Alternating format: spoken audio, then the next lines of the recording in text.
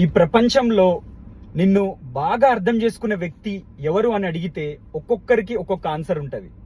కొందరేమో నా boy friend అంటారు, కొందరేమో నా గర్ల్ ఫ్రెండ్ అంటారు, కొందరేమో నా బెస్ట్ ఫ్రెండ్ అంటారు, కొందరేమో నా బ్రదర్ అంటారు, కొందరు సిస్టర్ అంటారు, కొందరు ఏమంటారంటే నా పేరెంట్స్ బాగా అర్థం చేసుకుంటారు నన్ను అని అంటారు.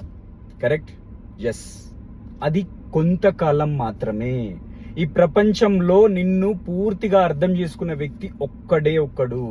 అది ఎవ్వరంటే అక్షరాల నువ్వే.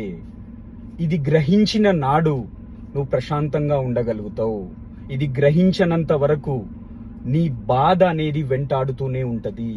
ఎందుకంటే ఈ రోజు నీకు అనిపిస్తుండొచ్చు నీ బాయ్ ఫ్రెండ్ నిన్ను బాగా అర్థం చేసుకుంటుండు, నీ గర్ల్ ఫ్రెండ్ నిన్ను బాగా అర్థం చేసుకుంటుండు, నీ తమ్ముడు, నీ చెల్లె వీళ్ళందరూ బాగా అర్థం చేసుకుంటుర్రు అని అనుకునుండొచ్చు.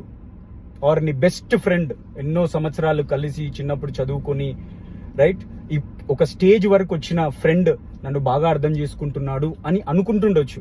కానీ ఒక స్టేజ్లో వాళ్ళు నిన్ను అర్థం చేసుకోలేరు. నువ్వు గుర్తుపట్టాల్సింది ఏంటంటే వాళ్ళ ప్రయారిటీస్ చేంజ్ అవుతాయి, వాళ్ళు ఇచ్చే ఇంపార్టెన్స్ థింగ్స్ చేంజ్ అవుతాయి. సో అప్పుడు ఖచ్చితంగా నిన్ను అర్థం చేసుకోవడం మానేస్తారు. ఖచ్చితంగా ఎప్పటికీ ఫుల్ ఫ్లెడ్జ్డ్గా నిన్ను అర్థం చేసుకోలేరు. సో అది ఎంత త్వరగా వీలైతే అంత త్వరగా గ్రహించండి. ఫైన్, ఒక స్టేజ్ వరకు అర్థం చేసుకుంటున్నారు, well and good, but don't expect them to understand completely. మొత్తం నన్ను అర్థం చేసుకుంటారని సంబరపడిపోకండి. రైట్? అది అలా సంబరపడిపోయినప్పుడు ఏమవుతుందంటే అది వాళ్ళు అర్థం చేసుకోలేనప్పుడు చాలా బాధపడిపోతావు. సో నిన్ను నువ్వే నమ్ముకో, నిన్ను నువ్వే బాగా అర్థం చేసుకో. ఎవరేమైనా పట్టించుకోకు, వేరే వాళ్ళ మీద డిపెండ్ అవ్వకు. వేరే వాళ్ళ మీద డిపెండ్ అయినప్పుడు ఏమవుతుందంటే నువ్వు ఒక పంజరంలో ఉన్న పక్షిలాగా ఉంటావు. ఎప్పుడైతే నిన్ను నువ్వు బాగా అర్థం చేసుకుంటావో, వేరే వాళ్ళ మీద డిపెండ్ అవ్వవో, అప్పుడు నువ్వు రెక్కలు వచ్చిన పక్షిలాగా స్వతంత్రంగా ఉంటావు.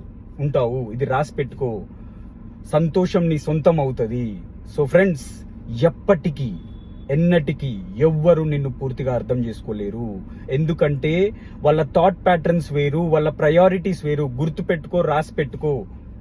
ఈ రోజు నిన్ను బాగా అర్థం చేసుకున్నా ఏదో ఒక రోజు వస్తుంది నిన్ను అర్థం చేసుకోలేరు.